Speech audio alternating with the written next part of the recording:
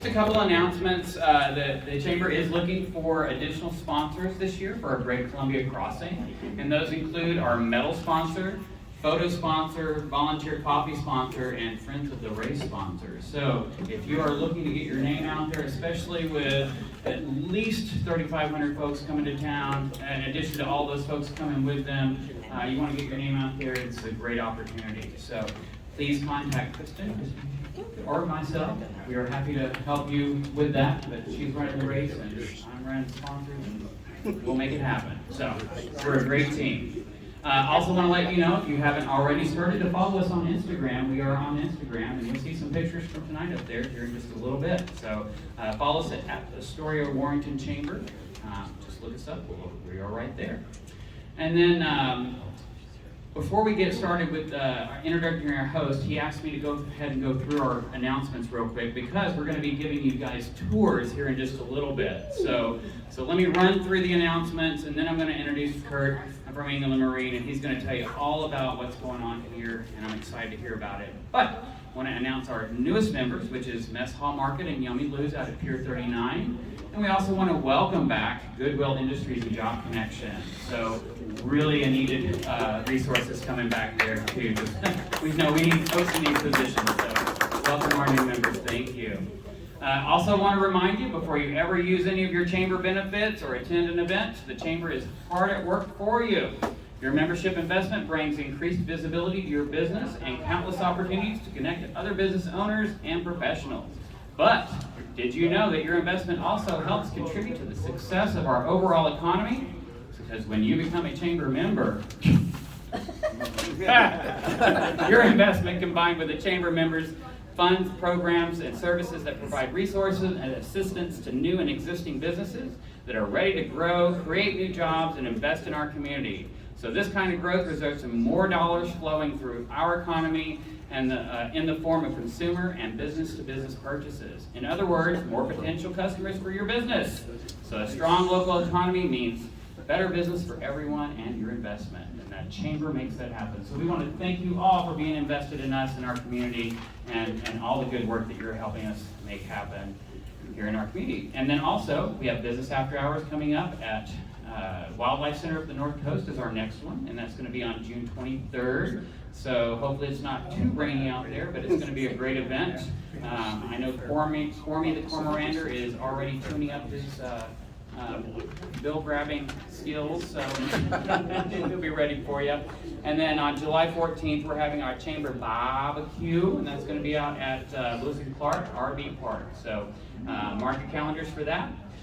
We do have a ribbon cutting coming up at Kids Apothecary and Forages, who's moving down to I think it's 1300 block of Commercial Street. So as soon as we get the time, we'll let you know, but do hold the July 15th.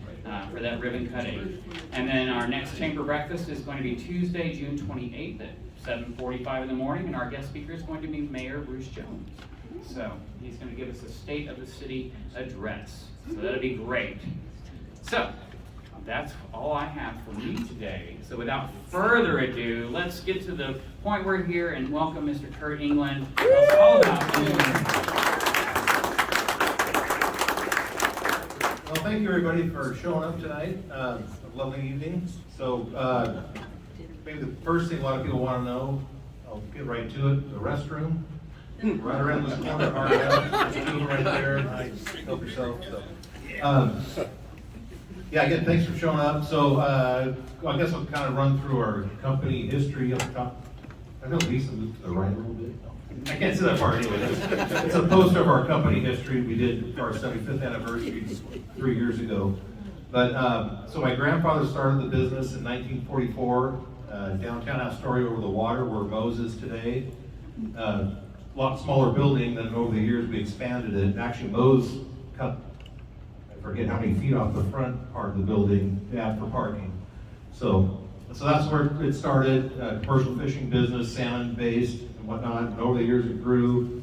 My father John, out there, in the corners, joined the company in the 60s, and then we expanded into Oahu, Washington, Westport, Washington, and then down the coast We have a store in Newport, Oregon, Charleston, which is Coos Bay, Crescent City, California, just south of the border, and then down in Eureka, which is about, I don't know, 100 miles plus south. So we're kind of the major fishing ports. And then early 80s, my dad had an opportunity to buy a wholesale distributor out of Portland in the marine supply business. So it wasn't fishing oriented, it was just the general boating thing like the rest of the country does. Sport boats, travel boats, ski boats, that kind of, but they weren't selling boats, but were the accessories, all the parts and pieces. When they do break down, thank goodness they break down, because we're the replacement business. They supplied the repair people, some of the retailers with their goods. So you couldn't buy factory direct, you have to go through a distributor. So that also allowed us to supply our stores at a little better buying power. And then in the mid-90s, there was an opportunity for the same like business down in Phoenix, Arizona.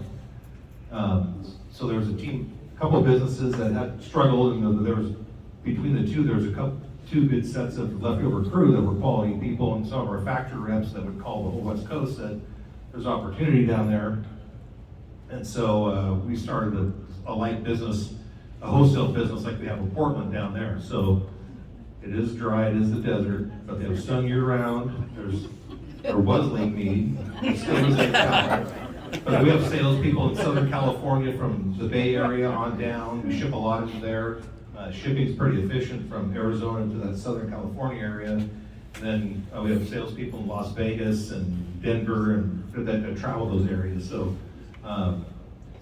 between that, we're kind of a lot of small operations that add up to a decent amount. I think we've got, it's in a ballpark, 145 employees company-wide. So it adds up. So, what else am I missing? Don't know. Wait a minute. What's that? Don't forget your register's open tonight. Oh. Thanks, our register's open tonight. I'm not sure you guys down there, so you don't use the system. Buying new shoes. So again, tonight, so my dad's here, John, Mary Jean, right? We have Maui, who runs our clothing department over there, and Brad, our CFO, and then these two goons in the corner. So Big Mark in the blue shirt, if you hear, he's the guy that reads all our radio ads Friday morning. Yeah. And then Greg Matthews right there. So between Mark, Greg, and myself, if anyone wants to go any tours, we can split into 3 groups, kind of spread out, wander around, because I think the best part of our store, the retail store is pretty nice, but our warehouse, our wire rope and rigging shop, and then we actually own the building next door. That's kind of the cool part to us anyway, hopefully it is to you guys. So, Scott, so we'll pass it back to you, but when he gets done with this next part, David Reed. When's the duck sale coming back? This October, August, sorry. Yeah, August, we used to do it regatta weekend, but down here, the traffic between the volleyball and the traffic cuts us off on Saturday, so we moved it the week after regatta, so it's probably 3rd weekend, but it is coming back. So next week I'll be in Eureka, California. It's our first one, and it's kind of a traveling show. And so, yeah, so when Scott gets done, we can, if you want to go on a tour, we can split into groups and kind of do the thing. So thank you. I have one question. One question. When you guys moved from 14th, 15th to here, what possessed you to leave the waterfront being Englund Marine and moving here? So the question was, why do we move down here from our location, 15th Street? A couple of things. We had outgrown that building long prior before we moved. We had purchased, we had been in Astoria for a while, but Fisher Brothers Industrial Supply was here in the late 1800s, where Bowie Beer's new vats are across from McDonald's. So a lot of they came for sale 22 years ago, 23, I can't remember, somewhere in there. So we bought them because a lot of our customers went back and forth. And so we needed to combine forces. And then the port, coming back to it, was to do a big marine cluster down here, including the boatyard, big expansion. So with that, we came down here with that vision. And honestly, today, I couldn't imagine ourselves trying to operate down there with all the trolley and the traffic and everything. We had a 100-foot storefront, all the freight, customers, employee, everything comes through that one side of the building when you're over the water. You can't backdoor this and over here that, so there's no way we could operate it out. Good question.